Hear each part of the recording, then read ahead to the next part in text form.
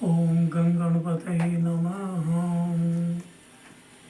आज गणेश चतुर्थी है और गणेश जी का विशेष ध्यान भी अलग से एक जगह है। इसको देखिए। ध्यायेत् सिंहगतं विनायकममुं दिग्बाहुमाद्ये युगे त्रेतायां तु मयूरवाहनममुं खड्बाहुकं सिद्धिदं द्वापरे तु गजाननं युगभुजं रक्तांगरागं विभुं तुर्ये तु द्विभुजं सितांगरुचिरं सर्वार्थदं सर्वदा। इस ध्यान में गणेश जी के प्रत्येक युग का अलग अलग स्वरूप वर्णन किया गया है। विस्तार भय से हम केवल इतना ही कहते हैं। अब आज हम ऋषि पंचमी के बारे में अपने विचार प्रकट कर रहे हैं। ऋषि पंचमी कल है और ऋषियों की पंचमी के नाम से इसको ऋषि पंचमी कहा जाता है। यह मध्याह्न व्यापिनी लेनी चाहिए कि जिस दिन मध्याह्न में पंचमी हो उस दिन ऋषि पंचमी मनाई जाएगी। कल मध्याह्न में पंचमी है और वह शाम को लगभग 6 बजे तक सायंकाल तक रहेगी। इसलिए कल ऋषि पंचमी, क्योंकि व्रतराज में कहा गया है कि पूजा व्रतेषु सर्वेषु मध्याह्न व्यापिनी तिथि दिनद्वये तदव्याप्तो व पूर्व विद्यायां कार्यं युग्म वाक्यात् प्राप्य भाद्रपदे मासी शुक्ल पक्षस्य पंचमी तस्यां मध्याह्न समये नद्यादौ विमिले जले इत्यादि। आगे फिर इसकी विधि बताई गई है कि यदि कोई ऋषि पंचमी का व्रत करता है तो वह नदी में या कुएं पर या सुलभ, जैसा सुलभ हो आज के युग में जैसा सुलभ हो उस प्रकार से अपना स्नान करे, पंचगव्य इत्यादि स्नान करे। और ये भी इसमें कहा गया है कि 108 कुंभ जल से स्नान करना।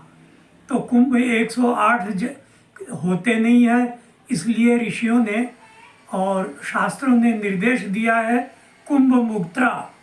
कुंभ मुद्रा होती है बाएं हाथ में दाहिने हाथ को यूँ लगा करके और जल यूँ भर लिया बाल्टी में या किसी पात्र में से और यूँ भगवान का नाम लेते हुए इसके ऊपर 108 बार डालें। इसको कुंभ मुद्रा कहते हैं। को कुंभ जलेना स्नायात। उसके बाद शुद्ध हो करके और भगवान का, ऋषियों का पूजन करें। उद्यापन करना है तो सप्त ऋषियों का पूजन और अरुंधति का पूजन इस दिन कहा गया है। इन सप्त ऋषियों के नाम शास्त्रों में बताए गए हैं कि कश्यपोत्री भरद्वाजो विश्वामित्रोथ गौतम जमदग्निर्वसिष्ठश्च साध्वी चैवाप्यरुन्धति।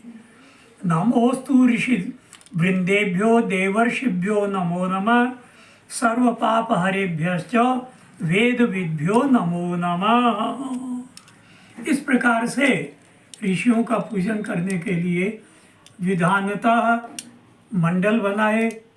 गणेशान्बिकाभ्याम नमः, ये पूजन इनका। फिर मातृका पूजन, सप्तकृत मातृका पूजन, उसके बाद पितृपूजन, फिर नवग्रह मंडल में नवग्रहों का, पंचलोकपालों, असंख्यात रुद्र कलशों का पूजन और इसके बाद रक्षा विधान इत्यादि करने के बाद प्रधान पीठ पर अष्टदल बनाकर उस अष्टदल में ब्रह्मादि अष्टोत्तर शत देवताओं का पूजन करने के बाद कलश स्थापन, कलश के ऊपर सप्त ऋषियों की 7 मूर्तियां और अरुंधति की 8, ये स्वर्ण, रजत या पूगी फल जैसी शक्ति हो वैसे ही एक पर भी इनका पूजन करना चाहिए। पूजन करने के बाद इनका हवन विधान है और हवन के बाद पूर्णाहुति और एक प्रधान आचार्य अरुंधति सहित और 6 ब्राह्मण, इस प्रकार सप्त ऋषियों का यह व्रतोद्यापन होता है। इस व्रतोद्यापन के करने से मनुष्य के कृत अकृत और स्त्री और पुरुष दोनों इस व्रत को कर सकते हैं। शास्त्र में केवल स्त्रियों के लिए विधान नहीं है, स्त्री पुरुष दोनों के लिए लिखा गया है कि स्त्री पुरुष दोनों ही इस व्रत को विधि विधान से करें। तो उससे होता क्या है कि जो भी कृत अकृत स्त्रियों के मासिक धर्म के पाप हैं या पुरुषों के कृत अकृत पाप हैं, वे सब नष्ट हो जाते हैं और भगवान की कृपा से उनको पुण्य मिलता है। ओम।